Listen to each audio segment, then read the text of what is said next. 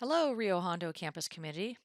In this video, I'm going to be going over some of the different tips I have for surviving conference calls and also being a remote worker that I've learned over the years.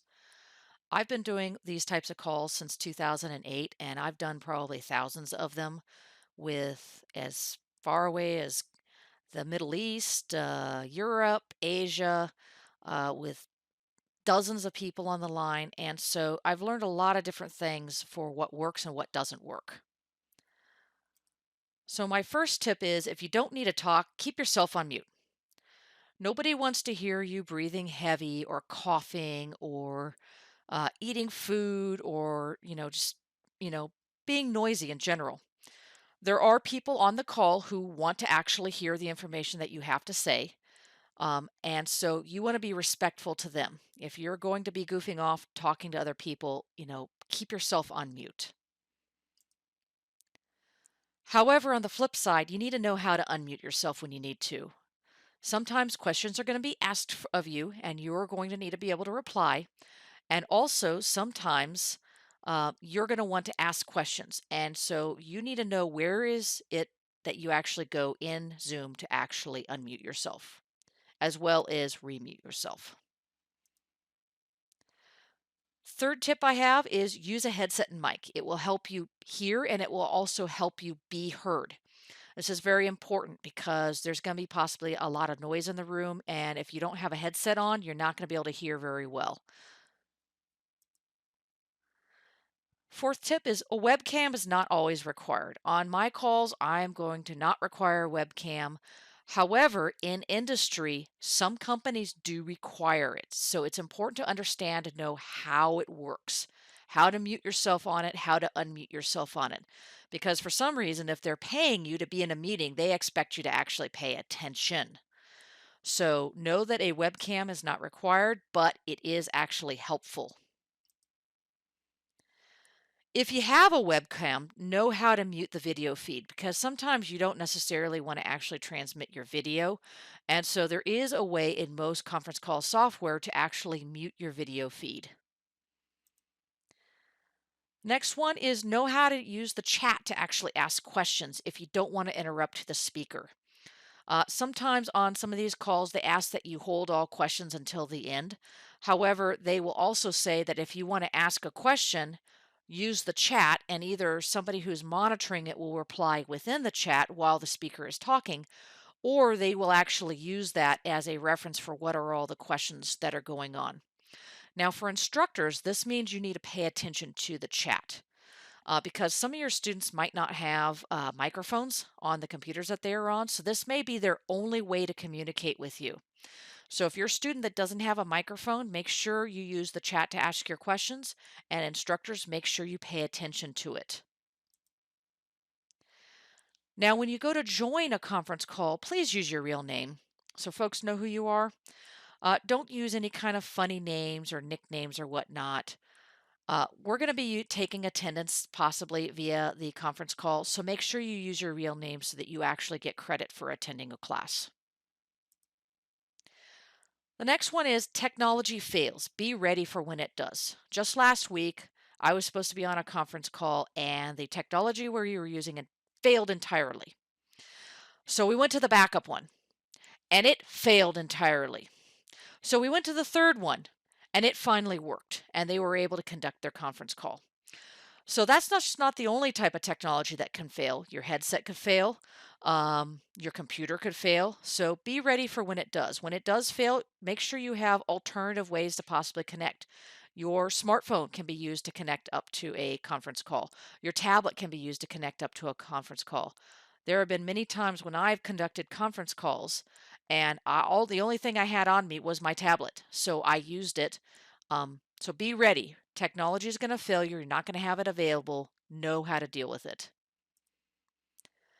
The next thing is these calls can be recorded. It is an option. They do not have to be recorded, but if you choose to record the calls for your students, they still have to be made accessible. When you start talking about things like different URLs that they can go to or very technical language that's not a part of our normal language, the auto captions will fail you. They do not know how to deal with URLs. they do not know how to deal with technical language. So like for my programming classes and my cloud computing classes, I'm going to be making a lot of changes to the closed caption feed because there's going to be a lot of things that will simply not work. What the auto captions do for you though is they give you a good starting point. And then from there, all you have to do is go in and change what is incorrect. And then finally, seriously, mute yourself. If you're not speaking, I don't want to hear crunching in my ears. Okay. I don't want to hear heavy breathing. I don't want to hear coughing. It is distracting. Think about it when you're in the classroom. If somebody starts really making a lot of noise, how distracting that is when you're in person. Well, it's the same way on a conference call. So seriously, know how to mute and unmute yourself.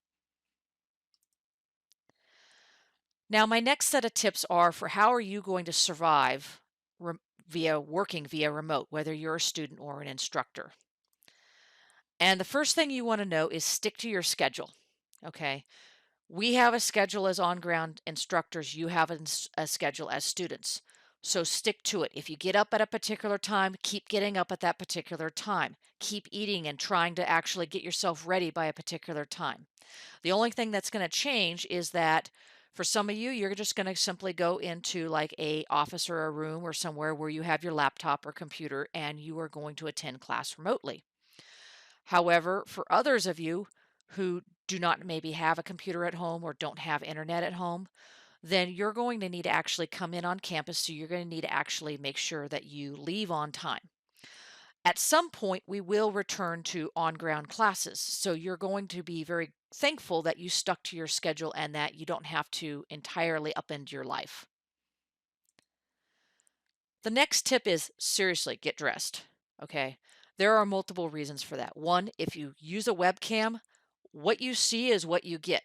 If you're dressing up in pajamas, then I'm going to see you in pajamas, or you might see me in pajamas. Now, to be honest, you're never going to see me like that. I will always dress professionally because that's how you do it in the actual industry. You dress for how you would want to attend a real in-person meeting. Now, the other thing is for getting dressed is it helps establish a part of your schedule, which is part of the first thing that I talked to you about. Part of your schedule is getting dressed, so get dressed. The third item here is family and friends need to respect your school time. This is actually one of the hardest things about being a remote worker is when family members don't understand that you're trying to attend a class, you're trying to do your schoolwork, and that just because you're home, it doesn't mean that they can interrupt you. It takes a very long time to regain your focus if you have a family member come in and just completely break your focus. This is something that my remote workers throughout my company actually discovered, and they had to teach their family members and their friends not to just barge into their office where they were working when it was actually time for them to work. So make sure that they understand when are you in school and that they know to respect it. The next thing is try to create a dedicated space for you to work in if you can. Um, Normally, when I'm working on class stuff from home, I use the same office that my husband's in, namely because I'm not conducting remote meetings. However, if I were to actually try and do that in this particular situation, it would not work out for either of us. You would hear a lot of crosstalk from his meetings, which you might actually enjoy, um, but then you wouldn't actually be able to hear me very well. And then same thing, my crosstalk would end up on his meetings. So try to find a dedicated, quiet place if you are able to that you can actually work in. It will make your ability to actually survive working remote a little bit easier. And then lastly, treat this as an opportunity to expand your skills. Being on a conference call and knowing how to use this remote software is a skill. You can actually put this on your resume, especially for those of you who are going into business, accounting, or computer information technology. A lot of work is done remotely. I meet with my accountants remotely. I meet with my bookkeeper remotely. I meet with my um, employees remotely. I meet with my clients remotely. So, and some of these clients are in faraway places like Europe, the Middle East, and Asia. And we do this all via conference call software. So, being able to put this on your resume is actually not a bad thing. So, treat this as an opportunity to expand your skills. So, anyway, that's all of my tips that I have for, just surviving conference calls and surviving remote work. We are going to get through this all together as faculty and as students. So, just try to remember those, and hopefully, we'll get through this and we will all be back on campus. Have a good evening.